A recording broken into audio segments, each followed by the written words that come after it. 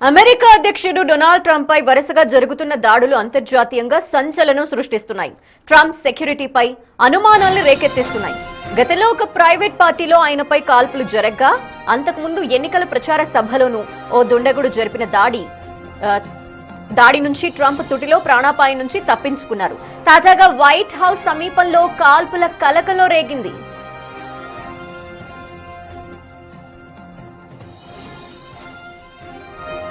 గత నెల white house లో కరెస్పాండెంట్స్ డిన్నర్ సందర్భంగా కాల్పుల ఘటన జరిగింది. వాషింగ్టన్ లోని ప్రముఖ హోటల్ హిల్టన్ లో జర్నలిస్టుల కోసం ఏర్పాటు చేసిన ఈ పార్టీలో తూటాలు పేలాయి. ఘటన సమయంలో హోటల్లోనే అధ్యక్షుడు ట్రంప్, ఉపాధ్యక్షుడు జేడీ వాన్స్ ఉన్నారు. వెంటనే అప్రమత్తమైన సెక్యూరిటీ సిబ్బంది నిందితుడు కోల్ థామస్ అలెన్ ని అదుపులోకి తీసుకున్నారు.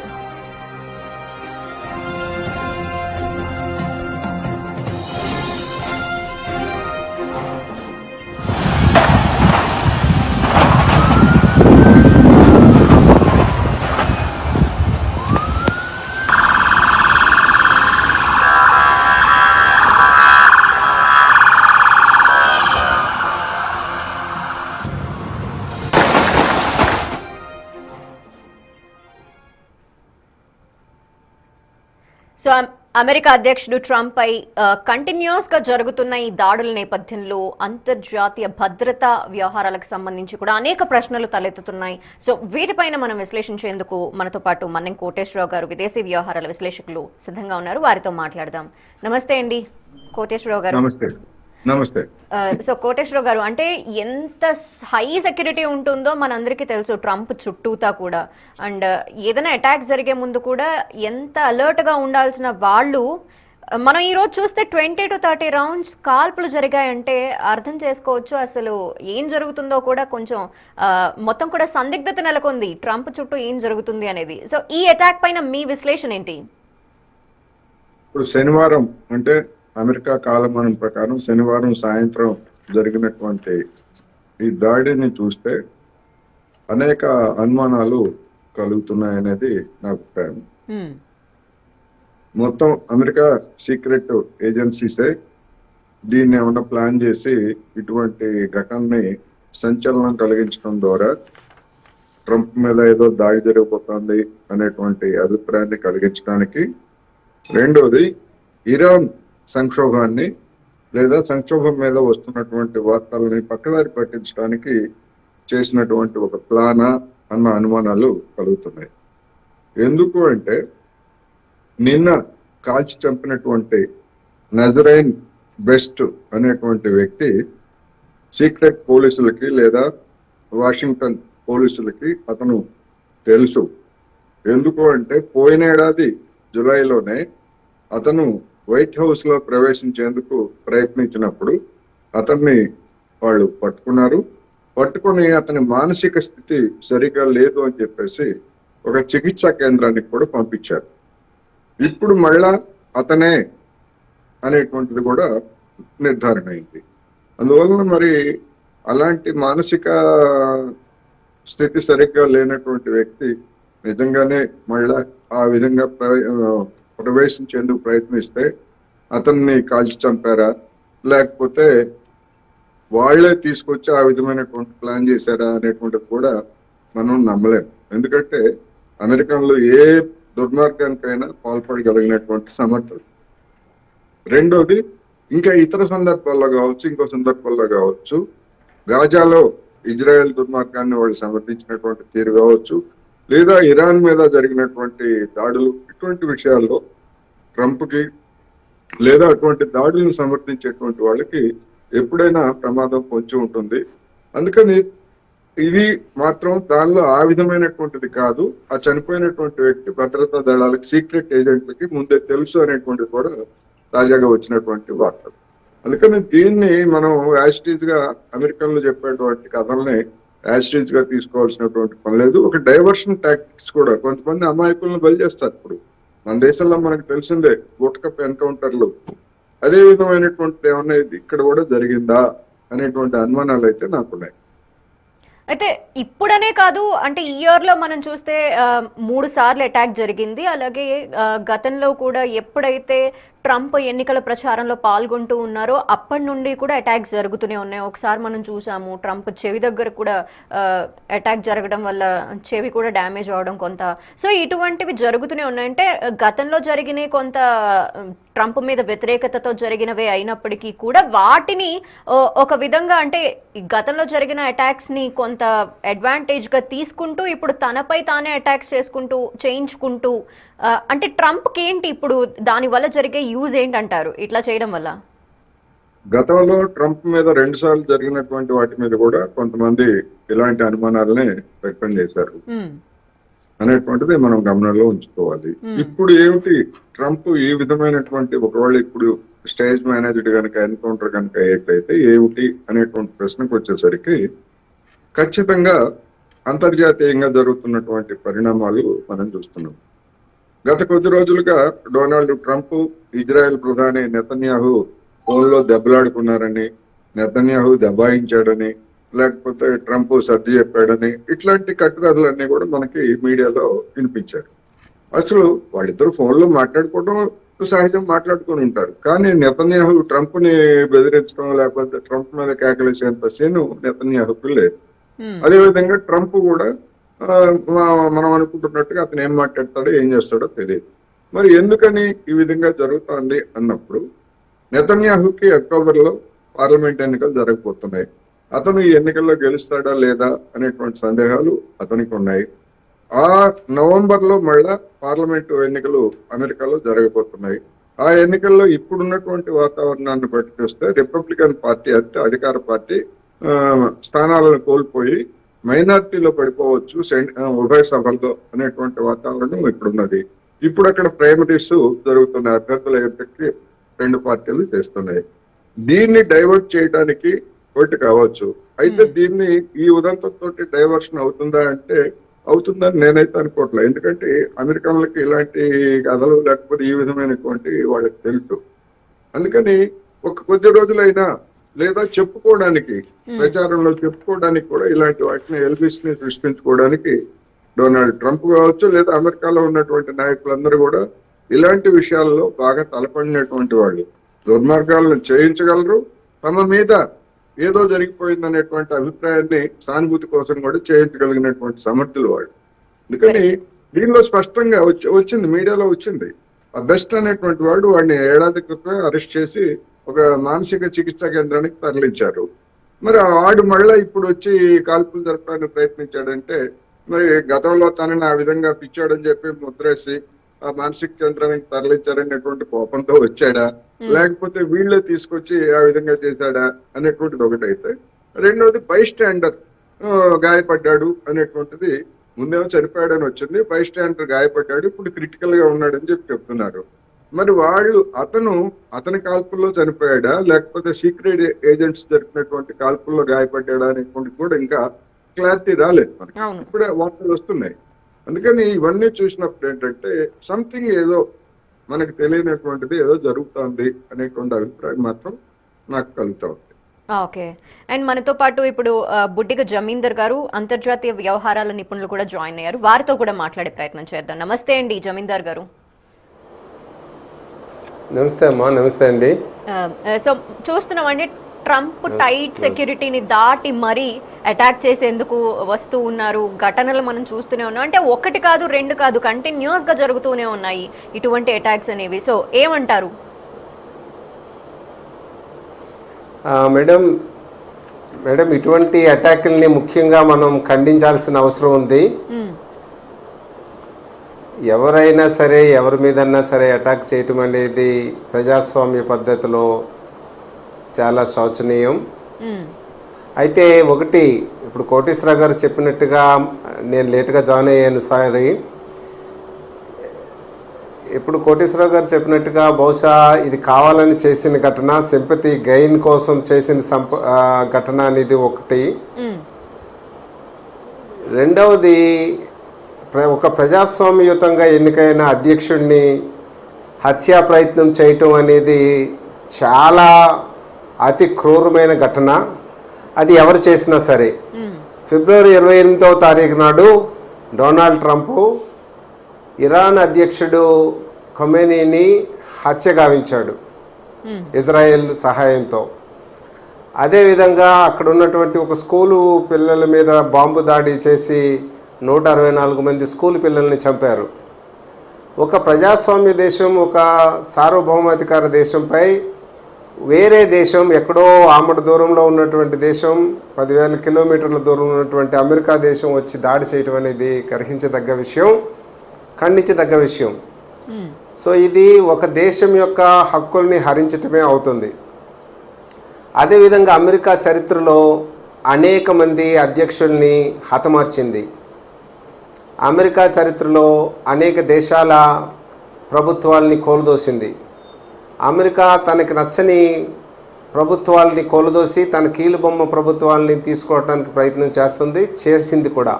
అది ఉదాహరణకు వెనిజులాలో జనవరి 3వ తారీఖున మదూరోని అవ్వచ్చు, లేకుంటే ఇప్పుడు తాజా ఘటనలతో క్యూబా మీద కాలు దూవటం అవ్వచ్చు.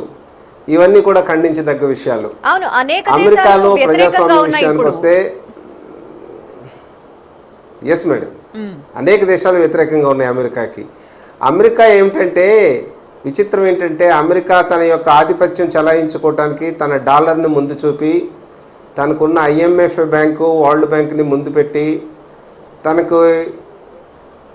తనకు ఉన్నటువంటి మిలిటరీ కాంప్లెక్స్ ఇండస్ట్రీని ముందు పెట్టి, ప్రపంచంలో అన్ని దేశాలతో అమెరికాకి విపరీతమైన ఆర్థిక భారం, ఆర్థిక అప్పులు ఉన్నాయి. అన్ని దేశాలతో అప్పులు ఉన్నాయి, ఏదో 3-4 దేశాలతో తప్ప, ఏదో నెదర్లాండ్స్, జపాన్ ఇట్లాంటి 3-4 దేశాలతో తప్ప. భారతదేశానికి కూడా ద్రవ్యలోటులో అమెరికా ఆర్థిక వ్యవస్థ ఉంది. మన ఎక్స్పోర్ట్స్ ఎక్కువ ఇంపోర్ట్ కంటే. ప్రపంచవ్యాప్తంగా చైనా నుంచి జర్మనీ వరకు అన్ని దేశాలతో కూడా అప్పుల బారిలో ఉంది. ఈ అప్పుల బారి నుంచి పడటానికి, కారుచౌకగా ముడి చమురుని తెచ్చుకోవడానికి యుద్ధాలను ప్రేరేపిస్తూ యుద్ధ కల్చర్, గన్ కల్చర్ని తీసుకొస్తుంది అమెరికా ప్రపంచవ్యాప్తంగా. ప్రపంచంలో ఉన్నటువంటి అమెరికా దేశంలో గన్ లైసెన్స్ చాలా ఫ్రీగా ఇస్తారు. స్కూల్లో పిల్లల్ని ఒకళ్ళనొకళ్ళు చంపుకుంటారు, స్కూల్లో పిల్లల తల్లిదండ్రులను చంపుతారు, ఒక తల్లిదండ్రులు పక్కింటి తల్లిదండ్రులను చంపుతారు. ఇది ఒక విధమైనటువంటి క్రిమినల్ చరిత్ర. అమెరికా ప్రజలకి నూరు పోస్తుంది అమెరికా, అక్కడ ఉన్నటువంటి సామ్రాజ్యవాద ప్రభుత్వం. అందులో పర్యవసానంగానే ఇది చూడాలి. ప్రజాస్వామ్య దేశంలో ఒక భిన్నాభిప్రాయం ఉన్నటువంటిది సహజం. పాలక వర్గాలు ఆ భిన్నాభిప్రాయాన్ని గౌరవించాలి, విమర్శల్ని సద్విమర్శగా తీసుకోవాలి.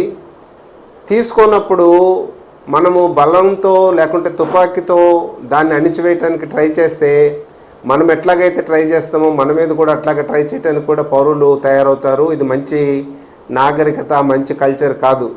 అందులో భాగంగానే అమెరికా అధ్యక్షుడి మీద కేవలం 1-2 సంవత్సరాల్లో 3-4 సార్లు కాల్పుల్ని మనం చూసాం.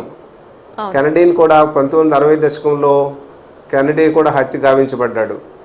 ఓవరాల్గా మనం చెప్పాలంటే, ప్రజాస్వామ్యయుతంగా ఎన్నికైనటువంటి ప్రభుత్వాధినేతలను కానీ, ప్రజాప్రతినిధులను కానీ, ఎవరినైనా సరే దేశ పౌరుల్ని, ఒక పౌరుని ఇంకొక పౌరుడు హత్యా ప్రయత్నం చేయటం ఖండించదగ్గదిగా మనం చెప్పుకోవాలి. కానీ విచిత్రం ఏంటంటే, మన స్టడీలో, అధ్యయనంలో ఏం తేలుతుందంటే, కొన్ని చోట్ల ఎలక్షన్లు వస్తున్న సమయంలో అకస్మాత్తుగా ఒక దేశాన్ని శత్రు దేశంగా సృష్టించబడి, ఆ దేశం మీద ఒక టెర్రరిస్ట్ దేశంగా భావించబడి, అది 2 దేశాలు కావచ్చు, ఇరుగు పొరుగు దేశాలు 2 కావచ్చు, ఎలక్షన్లో లబ్ధి పొందటానికి అమాయక జవాన్లను చంపేసి, అమాయక పౌరులను చంపేసి కూడా ఎలక్షన్లో లబ్ధి పొందే ఘటనలు ప్రపంచవ్యాప్తంగా మనం అనేక దేశాల్లో మనం చూస్తున్నాం. ఇవన్నీ కూడా ఏంటంటే గ్రహించదగ్గ విషయం. మనం ప్రభుత్వాలను ఎన్నుకుంటామంటే అది అమెరికా ప్రజలు అవ్వచ్చు, పాకిస్తాన్లో అవ్వచ్చు, భారతదేశంలో అవ్వచ్చు, ఎక్కడైనా అవ్వచ్చు. ప్రపంచంలో ఎవరైనా పౌరులంతా సమానమే, ప్రజలంతా ఒకటే. ప్రజలంతా కష్టపడతాయి కానీ రెక్కాడితే కానీ డొక్కాడిన పరిస్థితి.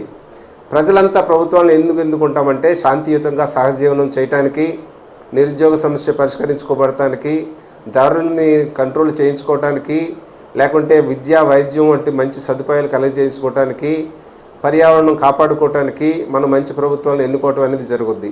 అట్లాంటి ప్రభుత్వాలు ఆ బాధ్యతలను విస్మరించి వారి స్వప్రయోజనాల కోసం, వారి అధికార దాహం కోసం గాను పనిచేస్తుంటే ఆయా దేశాల్లో శాంతి భద్రతలకు విఘాతం కలిగిస్తాయి. అందులో ఘటనలో భాగంగానే మనం అమెరికాలో ఘటన చూడాలి. అంటే ట్రంప్ మీద హత్య ప్రయత్నం మనము సపోర్ట్ చేయటం కాదు ఇక్కడ. మనం నిజంగా ఖండిస్తాం, నిర్విధంగా ఖండిస్తాం మనం దాన్ని. అవును. అది నో ఇష్యూ. సో అందు గురించి వాళ్ళు శాంతియుతంగా ఘటనలు జరపాలి. అమెరికా ప్రజలు అనేక లక్షల కోట్ల రూపాయలు ట్యాక్స్ రూపంలో పన్నులు చెల్లిస్తున్నారు. ఈ పన్నులన్నీ కూడా యుద్ధాలకి ఖర్చు పెడుతుంది అమెరికా. ఇప్పుడు ఇరాన్ మీద జరుగుతున్న యుద్ధానికి సుమారు అఫీషియల్గా అధికార లెక్కలే ఒక $50 బిలియన్ ఖర్చు అయి ఉంటుంది అని చెప్తున్నారు. ఇది కాక 45 యుద్ధ విమానాలు అమెరికా కోల్పోయింది. ఇదంతా కూడా ప్రజల యొక్క ట్యాక్స్ పేయర్స్ మనీ. ఇరాన్లో జరుగుతున్నటువంటి యుద్ధ ప్రభావం వలన, హార్మోజ్ జలసంధి మూసివేయటం వలన, లేకుంటే బ్లాక్అవుట్ చేయటం వలన భారతదేశ ఆర్థిక వ్యవస్థ కానివ్వండి, ప్రపంచంలో ముఖ్యంగా ఆసియా దేశాల్లో అనేక ఆర్థిక వ్యవస్థలు దిగజారుతున్నాయి. ఆ ప్రభావం మనం భారతదేశంలో ప్రత్యక్షంగా చూస్తున్నాం. సో అందుగురించి ఈ తుపాకీ కల్చర్కు వ్యతిరేకంగా, ఈ యుద్ధ నినాదానికి వ్యతిరేకంగా, ఈ ఆయుధ కంపెనీల యొక్క లాభ బాటకి జరుగుతున్నటువంటి వ్యూహాలకు వ్యతిరేకంగా ప్రజలంతా శాంతియుత సహజీవనం గడపడానికి, శాంతి ఉద్యమాన్ని బలోపేతం చేయడానికి ముందుకు రావాల్సిన అవసరం ఉంది. ఇది కల్చర్ ఈ పిల్లలకి, స్కూల్ పిల్లల నుంచి నేర్పాల్సిన అవసరం ఉంది. అది భారతదేశంలో, మన దేశంలో కానివ్వండి, అమెరికాలో ట్రంప్ కానీ. Yes, correct. ఎవరైనా సరే ఈ దాడిని ఖండించాల్సిందే. అది నిజంగా తన పైన జరిగిన దాడి అయినప్పటికీ, అంటే లేదంటే కావాలని చేయించుకున్న దాడి అయినప్పటికీ కూడా ఇటువంటి ఘటనలు అయితే ఖండించాల్సిన అవసరం ఉంది ప్రపంచ దేశాలు. At the same time Koteswararao గారు, మనం చూస్తే గతంలో కూడా అనేక దేశాల నేతల మీద, అంటే ప్రపంచ దేశాల్లో ఉన్న నేతల పైన ఇటువంటి అటాక్స్ అనేవి కొంతమంది పైన జరిగాయి. ఇటువంటివి మనం చూస్తూనే ఉన్నాం. కాకపోతే వాటికి ఇప్పుడు ట్రంప్ పైన జరుగుతున్న ఈ అటాక్స్కి కొంత ఎక్కడో వ్యత్యాసం ఉంది. అంటే మీరన్న మాటల్లోనే కనిపిస్తోంది. అంటే కంటిన్యూస్గా జరుగుతున్న అటాక్స్ వల్ల కొంత తనకి తానుగా ఇవేమైనా చేయించుకుంటున్నాడా, లేదా మైలేజ్ కోసమా, లేదా మీరు చెప్పినట్టే డైవర్షన్ పాలిటిక్స్, ఇవన్నీ కూడా ఒక క్వశ్చన్ రేజ్ అవుతోంది. ఈ నేపథ్యంలో గతంలో జరిగిన ఆ దాడులకి ఇప్పటికి ఏంటి ఆ వ్యత్యాసం ఏమన్నా మీరు ఏమన్నా అబ్జర్వ్ చేశారా? గతంలో జరిగినటువంటి దాడులకి ఇప్పటికి వ్యత్యాసం ఉందని నేను అనుకోవట్లేదు. అప్పుడు కూడా స్టేజ్ మేనేజ్డే, అంటే కావాలని సృష్టించుకున్నటువంటి ఉదంతాలే. అప్పుడు గతంలో సమయంలో మద్దతు కోసం అటువంటి ప్రయత్నం చేశాడు అనేటువంటిది నా అభిప్రాయం. ఇప్పుడు ఇరాన్ సంక్షోభం ప్లస్ అమెరికాలో జరిగేటువంటి మధ్యంతర పార్లమెంటరీ ఎన్నికలు, ఎందుకంటే మధ్యంతర పార్లమెంటరీ ఎన్నికలు అనేటువంటివి ట్రంప్ మెడ మీదకి కత్తి పెట్టే విధంగా ఉన్నాయి. రెండు సభల్లో కూడా ట్రంప్ కి మెజారిటీ కనుక కోల్పోయేట్లయితే రానున్నటువంటి పదవీ కాలం ముగిసేలోగా ప్రతిరోజు డెమోక్రటిక్ పార్టీల నుంచి ట్రంప్ కి సవాల్ ఎదురయ్యేటువంటి అవకాశం ఉంది. మనం అమెరికా హిస్టరీని కనుక చూస్తే ఇతర దేశాలు, అనేక దేశాల్లో ఉన్నటువంటి తమకు నచ్చని లేదా తమను వ్యతిరేకించేటువంటి దేశాధినేతల్ని లేదా రాజకీయ ప్రముఖుల్ని హత్య చేయించడంలో అమెరికాకి పేరుంది. తన అధ్యక్షులను కూడా, ఉదాహరణకు 1963లో జాన్ ఎఫ్ కెనడీ హత్య ఎవరు చేశారు? అతను డెమోక్రటిక్ పార్టీకి చెందినటువంటి వ్యక్తి. ఇప్పటికీ కెనడీని ఎవరు హత్య చేశారు అనేటువంటి ప్రపంచానికి తెలుసా అంటే తెలియదు. అదొక క్వశ్చన్ మార్క్ గానే మిగిలిపోయింది. మరి మేము ప్రపంచంలో అనేక రహస్యాలను ఛేదించాము, అది చేశాము, ఇది చేశాము, మా దగ్గర ఉన్నటువంటి సీక్రెట్ ఏజెంట్స్ అవి ఇవి అని కబుర్లు చెప్పుకునేటువంటి అమెరికా మరి తన అధ్యక్షుడిని ఎవరు చంపారు, ఎట్లా చంపారు, ఎందుకు చంపారు అని ఎందుకు చెప్పుకోలేకపోతా ఉంది. At the same time Koteswara గారు, ఇప్పుడు కంటిన్యూస్ గా జరుగుతున్న ఈ ఘటనల వల్ల కూడా అమెరికన్ సీక్రెట్ సర్వీస్ వాళ్ళు ఎవరైతే ఉంటారో అందులో ఉన్న భద్రతా లోపాలను కూడా ఇప్పుడు బయట పెడుతున్నట్టు అనిపిస్తోందా ఈ ఘటనల వల్ల? సహజం, ఎందుకంటే ఇలాంటి స్టేజ్ మేనేజ్ చేస్తే వాళ్ళ పర్పస్ ఏమో వేరే, కానీ దాన్ని ఇతరులు చూసేటువంటి దృష్టికోణం వేరుగా ఉంటది. అది మీరు అన్నట్టుగా ఆ భద్రతా వైఫల్యానికి ఇది ఒక నిదర్శనంగా కనిపిస్తుంది చూసేటువంటి వాళ్ళకి. వాళ్ళేమో ఒక లక్ష్యంతో అటువంటి పనులు, సీక్రెట్ ఏజెంట్స్ ఆ విధమైనటువంటి పనులు చేస్తారు, తప్పుడు పనులు. కానీ రెండో వైపు, అరే మీ అధ్యక్షుడికే మీరు 3 సార్లు మీ అధ్యక్షుడి మీద ఇటువంటి ప్రయత్నం జరిగితే దాన్ని నిరోధించలేకపోయారు మీరు అనేటువంటిది సాధారణ అమెరికన్లో కలగవచ్చు, లేదా బయట వాళ్ళలో కలగవచ్చు. ఒక్కటి ఇక్కడ మనం గమనించాల్సింది ఏంటంటే, డెమోక్రటిక్ పార్టీ అయినా రిపబ్లికన్ పార్టీ అయినా కానీ వాళ్ళ ప్రయోజనాల కోసం ఎంతకైనా తెగిస్తారు. వాళ్ళ సొంత జనాన్ని అదేవిధంగా యావత్ ప్రపంచాన్ని కూడా తప్పుదారి పట్టించడానికి వాళ్ళు దేనికైనా సిద్ధహస్తులే అనేటువంటిది మనం గమనించాలి. అందుకని ఈ సంక్షోభంలో భాగంగానే ఇలాంటి వేస్తున్నారు. ఇవి ఈ విధమైనటువంటి చర్యలు ఇప్పటికే అమెరికా మొత్తం మాకు ఎదురులేదు, మేము ఎక్కడికి వెళ్ళినా మాకు ప్రతివాడు లొంగి ఉండాల్సిందే, మా దగ్గర అంత సైనిక శక్తి ఉంది, లేదా మాకున్నటువంటి ఆర్థిక శక్తి ఉంది, ఇట్లాంటివన్నీ చూపించి భయపెట్టింది. కానీ ఇప్పుడు ఒక చిన్న ఇరాన్ విషయంలో మరి డొనాల్డ్ ట్రంప్ కి ఏ విధమైనటువంటి పరాభవం ఇప్పటికే ఎదురైందో దిక్కుదోచినటువంటి స్థితిలో ఉన్నాడు. ఆ యుద్ధాన్ని, ఆ దాడులను ముగించి ఒప్పందం చేసుకుంటే ఏ ఒప్పందం? నిన్న ఈ రోజు మళ్ళా చర్చలు మొత్తం అంతా ఫైనల్ కి వచ్చేసింది, చివరి దశలో ఉంది, అంతా అయిపోయింది, అది ఇది అని చెప్పి చెప్తున్నాడు. మళ్ళా చూస్తే వివరాలు చూస్తే ఎక్కడ వేసిన కొంగళి అక్కడే ఉంది. అందుకని ఏం చేయాలో తోచక భర్జన పడుతున్నటువంటి స్థితిలో నిన్నటి కాల్పుల ఉదంతం అనేటువంటిది మరొకసారి జరిగింది. అందుకని వాళ్ళు ఒక స్పష్టమైనటువంటి వైఖరికి వచ్చేటువంటి పరిస్థితుల్లో కనపట్లేదు. దీన్ని ఎట్లా ముగించాలి? తాము ప్రారంభించినటువంటి ఇరాన్ మీద తాము ప్రారంభించినటువంటి దాడుల్ని తామే ముగించితే తప్ప ప్రపంచం ఊపిరి పీల్చుకోలేదు. కానీ దాన్ని ఎట్లా చేయాలో తెలియనటువంటి స్థితిలో ఇవాళ అమెరికా యావత్తు అంత పెద్ద, ఇప్పుడు చలిచీమ బలవంతమైనటువంటి సర్పము చలిచీమల చేత చిక్కి చావేదే సుమతి అన్నట్టుగా, లేకపోతే బలమైనటువంటి ఏనుగుని తాళ్లతోటి బంధించి చేస్తారనేటువంటిది ఉంది కదా. ఇప్పుడు ఆ విధమైనటువంటి స్థితిలో అమెరికా ఉంది.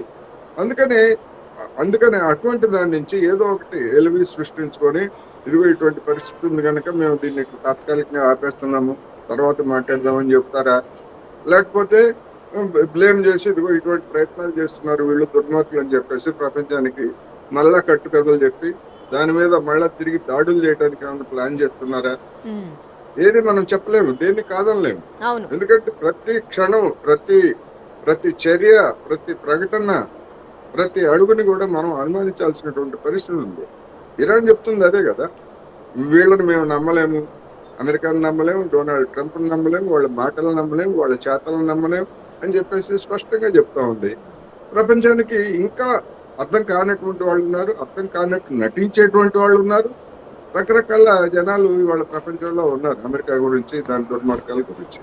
అందుకని మరి దీన్ని ఇప్పుడు ఎట్లా తీసుకుంటారు అనేటువంటిది మనం చూడాల్సింది. నా అభిప్రాయం ప్రకారం అయితే ఇది ఖచ్చితంగా ప్రస్తుతం ఉన్నటువంటి ఎజెండా నుంచి ఎంతకాలం పట్టిస్తారు? 1 రోజు 2 రోజులు అంతే. తర్వాత మళ్ళా మామూలే. పెద్ద పెద్ద నాయకులు చనిపోతేనే, ఇవాళ చనిపోతే రేపటికి 2వ రోజు అన్నట్టుగా మనం అంతా భావిస్తాం కదా, తర్వాత మర్చిపోతాం.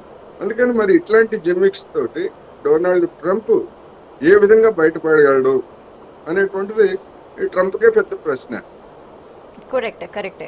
సో చూద్దాము. అలాగే జమీందర్ గారు, మీరు అన్నారు కదా గన్ కల్చర్ అని. ఈ గన్ కల్చర్ని ప్రపంచ దేశాలు ఎప్పటి నుండో ఖండిస్తూ వస్తున్నాయి, ఎస్పెషల్లీ భారత్. ఎందుకంటే ఇక్కడ నుండి చాలా మంది స్టూడెంట్స్ అక్కడికి వెళ్తారు, చదువుకుంటారు, అండ్ చాలా మంది అక్కడ సెటిల్ అయిపోయారు. అండ్ ప్రైవేట్ ఈవెంట్స్లో గతంలో జరిగినవి కావచ్చు, హోటల్స్లో, రెస్టారెంట్స్లో, ఇట్లా అనేక సందర్భాల్లో అక్కడ అటాక్స్ అనేవి జరుగుతూనే ఉన్నాయి. తెలుగు వాళ్ళు కూడా చాలామంది, ఇక్కడ వాళ్ళు కూడా, అండ్ భారతీయులు ఎస్పెషల్లీ చాలామంది ప్రాణాలు కోల్పోవటం, ఇటువంటి ఘటనలో మనం చూస్తూ వస్తున్నాము. సో అలాంటి గన్ కల్చర్ కాస్త ఇప్పుడు ట్రంప్ వైట్ హౌస్ మీదే జరుగుతోంది, దేశ అధ్యక్షుడిగా ఉన్న ట్రంప్ మీదే జరుగుతుందంటే ఆ గన్ కల్చర్ని ఖండించాల్సిన అవసరం చాలా ఉంది. అండ్ మీరు అదే విషయాన్ని స్ట్రెస్ చేస్తూ ఉన్నారు. అండ్ ఇప్పుడు అంటే మనం చూస్తే అమెరికాలో చాలా వరకు ఈ రాజకీయ హింస అనేది కూడా బయటపడుతుంది ట్రంప్ పైన జరుగుతున్న ఈ వరుస దాడుల నేపథ్యంలో. అట్ ద సేమ్ టైం ప్రపంచ దేశాలు అసలు ఇప్పుడు ఈ గన్ కల్చర్ని కావచ్చు, లేదంటే ట్రంప్ పైన జరుగుతున్న అటాక్స్ని ఏ విధంగా చూస్తాయంటారు?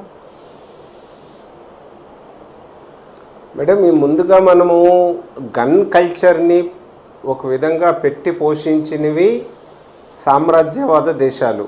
అంటే మనము 14-15వ శతాబ్దంలో కొలంబస్ అమెరికా న్యూ వరల్డ్ అని కనిపెట్టడానికి ప్రయత్నం చేసినప్పటి నుంచి, వలసవాద దేశాలు ఏర్పడినప్పటి నుంచి ఈ గన్ కల్చర్ ద్వారా అక్కడ ఉన్నటువంటి స్థానిక ప్రజల్ని చంపి వాళ్ళ యొక్క రాజ్యాలు స్థాపించుకున్నది మనం చూసాం. అది స్పానిష్ కల్చర్ కానివ్వండి, తర్వాత Netherland culture, Portuguese culture, French colonialism, తర్వాత బ్రిటిష్ కొలోనియలిజం, వీళ్ళంతా కూడా గన్ కల్చర్తో తుపాకీని గురిచేసి అక్కడ ప్రజల్ని చంపి, తర్వాత ఇది చివరికి ఏం జరిగింది, వాళ్ళకి మళ్ళీ తగాదాలకు ఏర్పడింది వివిధ కాలనీల మధ్య. అల్టిమేట్గా అమెరికా యొక్క పై మెట్టు సాధించింది. అంటే ఓ తుపాకీతో ఒకడిని చంపి ఇంకొకటి అధికారంలోకి రావటం, అల్టిమేట్గా అక్కడ స్థానిక ప్రజల్ని చంపటం, అక్కడ రాజ్యాన్ని ఏర్పాటు చేసుకోవటం. అంటే ఈ gun culture, latest gun culture, latest military culture ఎవరి దగ్గర ఉంటే వాళ్ళు లేటెస్ట్ టెక్నాలజీ ఉన్నవాళ్ళు, టెక్నాలజీ కొంచెం తక్కువ ఉన్న వాళ్ళని బెదిరించి వారి దగ్గర ఉన్నటువంటి రా మెటీరియల్ని తీసుకోవడం కోసం, వారి భూమిని స్వాధీనం చేసుకోవడం కోసం ఈ దేశాలు ప్రయత్నిస్తున్నాయి. అందులో భాగంగానే మనం ఇప్పుడు ఇరాన్ యొక్క యుద్ధం చూడొచ్చు, లేటెస్ట్ గనుక. అంటే ఇరాన్ యుద్ధం చూడొచ్చని ఎందుకంటున్నామంటే, చూడండి, ఉదాహరణకి అమెరికా దగ్గర 5,000 పైచిరుకు, అంటే 6,000 పైచిరుకే ఉన్నాయి అణుబాంబులు. ఇప్పుడున్నటువంటి అణుబాంబులు హిరోషిమా నాగసాకి మీద ప్రవేశపెట్టినటువంటి దానికంటే 40 రెట్లు, 30 రెట్లు, 50 రెట్లు శక్తి సామర్థ్యాలు ఎక్కువ ఉన్నాయి. అటువంటివి 6,000 ఉన్నాయి. ఇజ్రాయెల్ దగ్గర ఎన్ని ఉన్నాయి ఇప్పుడు? 100 అణ్వాయుధాల కంటే ఎక్కువ ఉన్నాయి.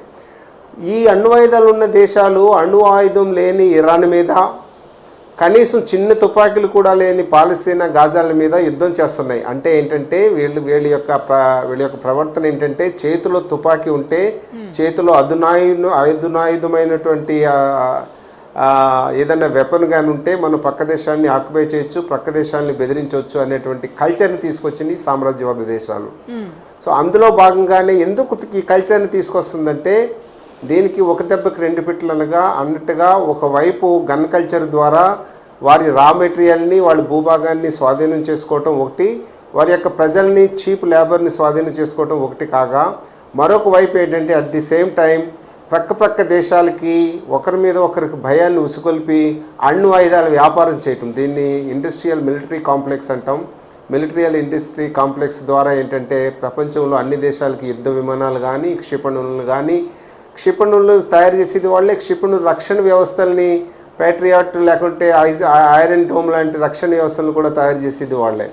సో లేకుంటే ట్యాంక్స్ కానీ, లేకుంటే ఏదన్నా సరే యుద్ధానికి సంబంధించినటువంటి అణ్వాయుధాలని తయారు చేయడం ద్వారా ఏంటంటే అణ్వాయుధ వ్యాపారాన్ని చేసుకోవటం, భారీ ప్రాఫిట్ సంపాదించుకోవటం. లోక్హ్యాన్ మ్యాన్హీడ్ లాంటివి, బోయింగ్ కంపెనీ లాంటివి, జనరల్ మోటార్స్ లాంటివి భారీ కల్చర్ చేసుకోవటం.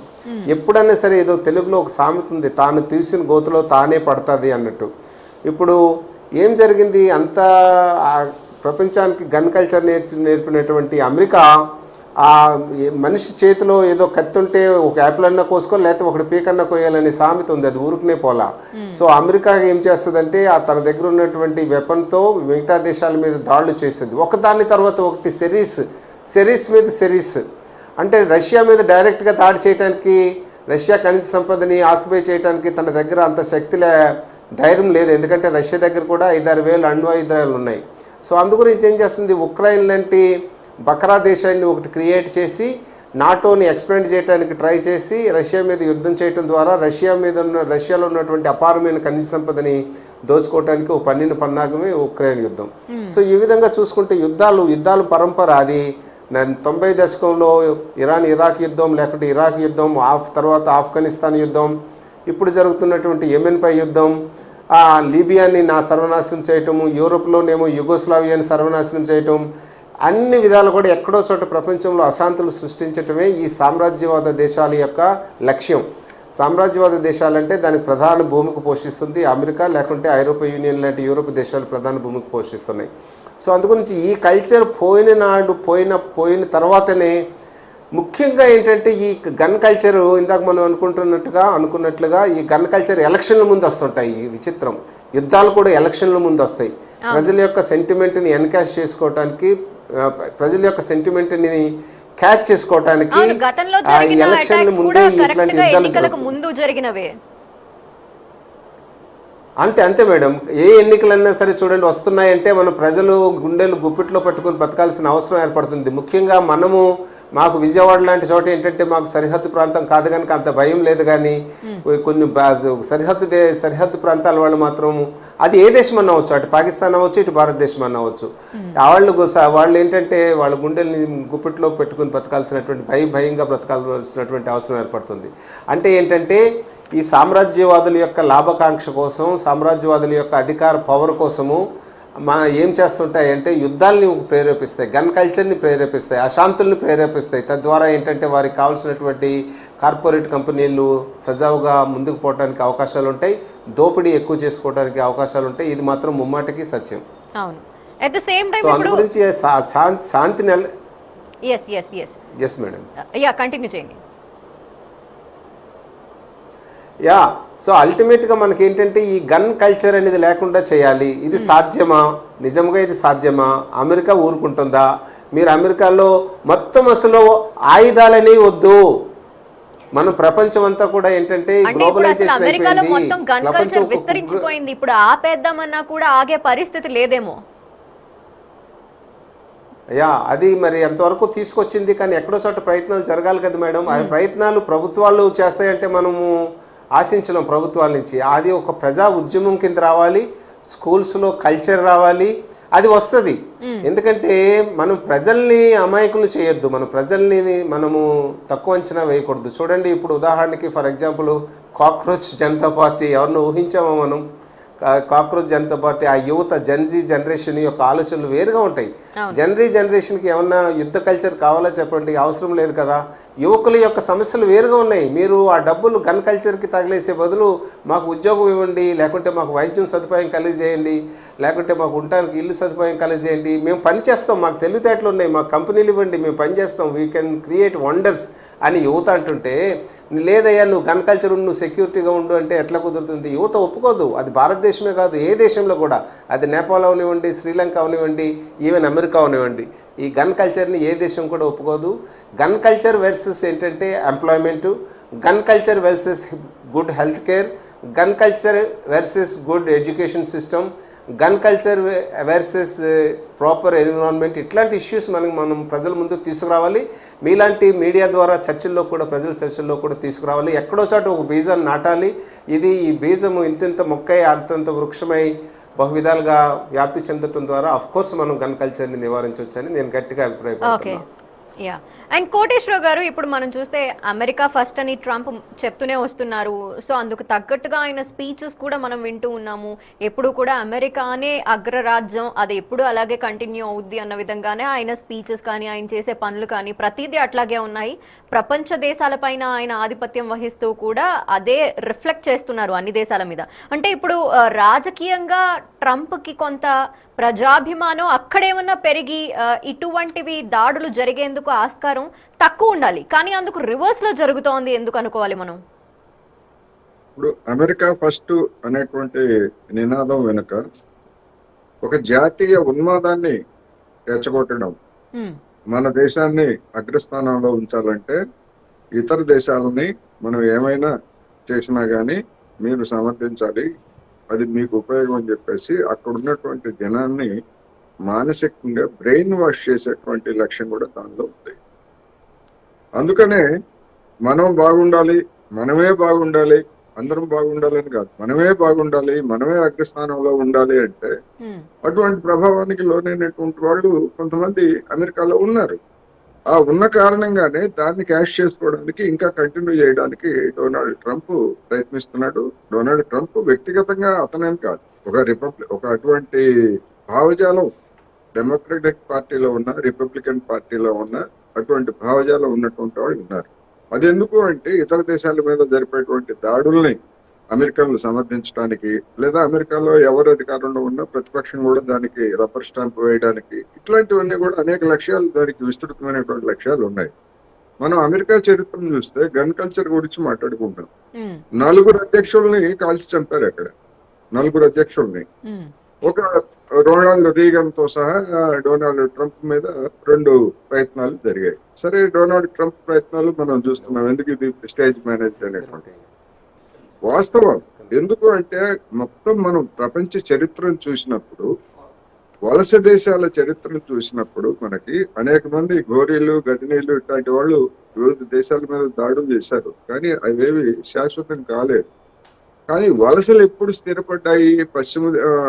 ఐరోపా దేశాలలో ఉన్నటువంటి పాలకుల దగ్గర ఎప్పుడైతే తుపాకీ అనేటువంటిది ఒక ఆధునికమైనటువంటి ఆయుధం వచ్చిందో, ఆ తుపాకీ తోటి అనేక దేశాలని అణిచివేశారు మొత్తంగా చూసినప్పుడు. ఇప్పుడు ఆ తుపాకీ అనేటువంటిది అన్ని దేశాల్లో వచ్చింది కనుక రెండో ప్రపంచ యుద్ధం సమయానికి మనం చూస్తే అప్పుడు జరిగినటువంటి డెవలప్మెంట్ ఏమిటి? అమెరికా ఒక్కటే అణ్వాయుధాన్ని తయారు చేసి అవసరం లేకపోయినా కానీ జపాన్ లొంగిపోయింది అప్పటికే. హిరోషిమా నాగసాకిల మీద బాంబులు వేసే సమయానికి అది అప్పటికే చేతులు ఎత్తేసింది. దాని అయినా కానీ అమెరికాలో ఎందుకు ప్రయోగించారంటే, ఇదిగో మా దగ్గర ఇలాంటి ప్రమాదకరమైనటువంటి బాంబులు ఉన్నాయి, మీరు మాకు లొంగాలి, లొంగకపోతే మేము ఎవరి మీద ఇట్లాంటి వేస్తాము అనేటువంటి దానికి నాంది పలికారు. అందుకని ఆయుధ పోటీ, అదే కదా ఆయుధ పోటీకి తర్వాత ఆయుధ పోటీకి దారితీసింది. సోవియట్ యూనియన్ అటువంటి బాంబులు తయారు చేసింది, ఫ్రాన్స్ తయారు చేసింది, బ్రిటన్ తయారు చేసింది, చైనా కూడా తయారు చేసింది, భారత్, పాకిస్తాన్ అన్ని దేశాలు తయారు చేశాయి. అందుకని గన్ కల్చర్ కి ఏ విధంగా అయితే పశ్చిమ దేశాలు లేదా తర్వాత అమెరికా ఏ విధమైనటువంటి నాంది వేసి దాన్ని పెంచి పోషించాయో, ఆయుధ పోటీని కూడా పెంచి పోషించింది, ప్రారంభించింది వాళ్లే. అందుకని ఇప్పుడు వాటికి వాళ్ళు బలైపోయేటువంటి పరిస్థితి వచ్చింది. అయితే ఇరాన్ యుద్ధం నేర్పినటువంటిది ఏమిటి అంటే, మీ దగ్గర ఎన్ని ఆయుధాలు ఉన్నా లేకపోతే ఎన్ని ఉన్నా అవన్నీ కూడా అన్ని సందర్భాల్లో ప్రపంచాన్ని లొంగ తీయలేవు అనేటువంటి ఒక కొత్త సందేశాన్ని ప్రపంచానికి ఇరాన్ పరిణామాలు మనకి అందజేశాయి. ఎందుకని అమెరికా దగ్గర అత్యాధునికమైనటువంటి ఆయుధాలు, విమానాలు ఉన్నాయి, డ్రోన్లు ఉన్నాయి, అన్నీ ఉన్నాయి. కానీ ఈ యుద్ధంలో అఫీషియల్ గా చైనా వాళ్ళు, రష్యా వాళ్ళు మేము ఇట్లా అందించామని చెప్పకపోవచ్చు, కానీ మీడియాలో వచ్చినటువంటిది లేకపోతే సమాచారం ఏమిటంటే, ఉపగ్రహ సమాచారంతో ఇరాన్ కి ఎక్కడెక్కడ అమెరికా స్థావరాలు ఉన్నాయి, ఎక్కడెక్కడ అమెరికా ఎసెట్స్ ఉన్నాయి అనేటువంటి సమాచారాన్ని రష్యా ద్వారా అందించబట్టే ఇరాన్ వాటిని గురి చూసి కొట్టగలిగింది. అందుకని ఆ గురి చూసి కొట్టగలిగిన తర్వాత ఇంకా అమెరికా దగ్గర ఎన్ని పెద్ద ఆయుధాలు ఉన్నా ఏమున్నా కానీ దానివల్ల ఏం ఉపయోగం ఏం లేదు. ఇది అర్థమైంది. ఇది మొదట దీన్ని ఊహించలేదు Donald Trump February 28 and America చాలా వరకు అమెరికా సంపద అంతా ఈ యుద్ధం వల్లే ఆవిరైపోతోంది, ఎంతో ఆర్థిక నష్టం కూడా వాటిల్లింది అని వింటూ వస్తూ ఉన్నాము. అది నిజమే కానీ అంతకంటే ఎక్కువ లాభాలను సంపాదిస్తున్నాయి అక్కడ ఉన్నటువంటి ఆయుధ కంపెనీలు. మీరు అన్నటువంటి నష్టం అంతా కూడా సామాన్యులు భరిస్తున్నారు. ఇదంతా కూడా మీలాంటి మాలాంటి సామాన్యులు భరిస్తున్నారు. ఈ యుద్ధంతో ఉన్నటువంటి పెట్రోల్ డీజిల్ ధరల పెరుగుదల, లేకపోతే ఇతర పెరుగుదల, ఇది సామాన్యులు. కానీ ఏ కార్పొరేట్ కంపెనీకైనా, ఆయుధాలు తయారు చేసే కంపెనీకైనా ఏదైనా దివాళా తీసి, ఏదైనా కంపెనీ మన రైతు వ్యవసాయం గిట్టుబాటు కాక రైతులు దివాళా తీసి ఆత్మహత్య చేసుకున్నారనేటువంటి మనం చూస్తాం. అమెరికాలో ఉన్నటువంటి ఏ కార్పొరేట్ కంపెనీ అయినా, ఏ ఆయుధ కంపెనీ అయినా దివాళా తీసి కంపెనీ యజమానులు ఆత్మహత్య చేసుకున్నటువంటి వార్తలు మనకి ఎక్కడైనా ఉంటాయా? ఉండవు. ఎందుకని? ప్రపంచంలో ఎక్కడ ఎన్ని ఉద్రిక్తతలు పెరిగితే అంతగా వాళ్ళ ఆయుధాలు పెరుగుతాయి. అందుకనే వాళ్ళు ప్రపంచంలో ప్రతి చోట యుద్ధం లేకుండా, ఫలానా రోజు యుద్ధం లేకపోయేట్లయితే అమెరికాలో కార్పొరేట్లకి నిద్రపడుతుంది. అందుకని మీరు చూడండి, ఒక దగ్గర సంక్షోభం సమస్య పోతే అనివార్యమై మరొక దగ్గర మరి మొదలు పెడతారు.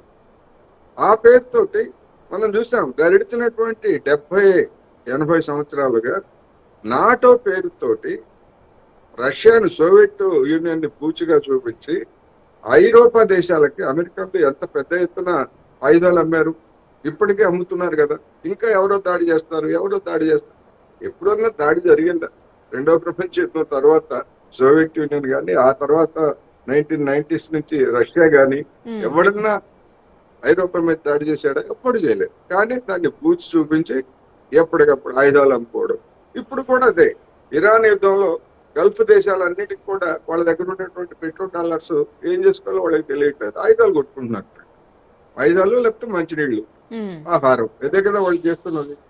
అందుకని అటువంటి కంపెనీలని ఆ విధమైనటువంటి లాభాల కోసం ఈ విధమైనటువంటి ఉద్రిక్తతలన్నీ కూడా సృష్టిస్తున్నారు. మరి ఇది ఎప్పుడు ఎట్లా పతనం అవుతుంది అనేటువంటిది ఎవరు మనం జోస్యం చెప్పలేం, కానీ చెప్పలేము. అవును. పతనం కావటం ఖాయం, అనివార్యం అని మాత్రం చెప్పొచ్చు. ఓకే. అలాగే మనం చూస్తే జమీందార్ గారు, ఇప్పుడు ట్రంప్ మీద అలాగే నెతన్యాహు పైన ఇరాన్ బౌంటీ ప్రకటించింది $58 మిలియన్ వరకు కూడా. ఈ నేపథ్యంలోనే ఆ బౌంటీ కోసం కూడా దాడి జరుగుతోంది, దాడులు చేస్తున్నారు అన్నది వింటూ ఉన్నాం. దీంట్లో ఎంతవరకు వాస్తవం ఉంది అనుకోవాలి? ఇరాన్లో ఒక 1979 సంవత్సరం తర్వాత షా ప్రభుత్వాన్ని కూల్చేసినటువంటి ప్రజలు అనేక ఆంక్షల్ని భరాయించి, అమెరికా పశ్చిమ దేశాలు పెట్టినటువంటి ఆంక్షలను భరాయించి ఈ స్థాయికి చేరుకోగలిగారు అతని ఖొమేనీ నాయకత్వంలో. అటువంటి ఖొమేనీని హత్య చేయించడం చాలా చాలా కిరాతకం, చాలా కిరాతకం. ఖొమేనీనే కాకుండా ఇరాన్లో అనేక జనరల్స్ని చంపారు, చాలా మందిని చంపారు. సో అదేవిధంగా పాలస్తీనా నాయకులను కూడా చాలామంది చంపారు. ఒక విధంగా చెప్పాలంటే అసర్ అరఫత్ను కూడా, పిఎల్ఓ నాయకుడు అసర్ అరఫత్ను కూడా స్లో పాయిజన్తో చంపారు అనేటువంటి ఒక కథ ఉంది, ఒక సర్వే ఉంది. సో అందు గురించి ఏంటంటే తనకు నచ్చని నాయకుల్ని చంపటం అనేది ఏంటంటే అది వెన్నతో పెట్టినటువంటి విద్య అమెరికాకి. అది జీర్ణించుకోలేకపోతున్నారు ఇరాన్ ప్రజలు. అంటే అమెరికా చేసిన వ్యూహం ఏంటంటే తన నాయకుడిని చంపేసిన వెంటనే అక్కడ ప్రభుత్వం కూలిపోతుంది, అక్కడ నాయకత్వం మారిపోతుంది, అమెరికా అనుకూల ప్రభుత్వం వచ్చేస్తుంది అనే విధంగా అంచనా వేశారు. అది ఇరాక్లో జరిగినట్టు విధంగానో, లేకుంటే ఇంకో చోట జరిగిన విధంగానో, వెనిజువేలాలో జరిగిన విధంగానో వచ్చేస్తుందని అంచనా వేశారు. అది తద్వినమైంది. ఇప్పుడు ఇరాన్ ప్రజల సెంటిమెంట్ ఏంటంటే మా దేశంలో మేము ఒక నాయకుడిని ఎన్నుకున్నాం, అది మా ఇంటర్నల్ విషయము. మాకు భారతదేశంలో అమెరికా ఎన్నికలు జరుగుతుంటాయి మనకి, అది మన ఇంటర్నల్ విషయం. అది ఇంటర్నల్గా మనం చర్చించుకుంటాం. కానీ అవుటర్ దేశం వచ్చి మన దేశం యొక్క అధ్యక్ష ఎన్నికలకో, లేకుంటే మన దేశం యొక్క ప్రధానమంత్రి ఎన్నికలకో, మన దేశం యొక్క పార్లమెంట్ జనరల్ ఎన్నికలకో జడ్జిమెంట్ ఇవ్వాల్సిన అవసరం లేదు. అది మనం ప్రజాస్వామ్యయుతంగా మనం ఎన్నుకుంటాం. అది మన ఇంటి గొడవ, అది మన ఇంటి గొడవను మనమే తెలుసుకుంటాం. కానీ బయట ఆయన వచ్చి చెప్పడానికి ఎవరు? ఇరాన్ ప్రజలు అది సహించలేకపోయారు. వారి సెంటిమెంట్ని అడ్డు పెట్టుకుని ఇప్పుడు చేసినటువంటి ప్రకటన $50 బిలియన్, $500 బిలియన్ ఇస్తామనేది ప్రకటన చేశారు. దీన్ని కూడా మనం పూర్తిగా హర్షించదగ్గ పరిణామంగా మనం చూడకూడదు. ఎందుకంటే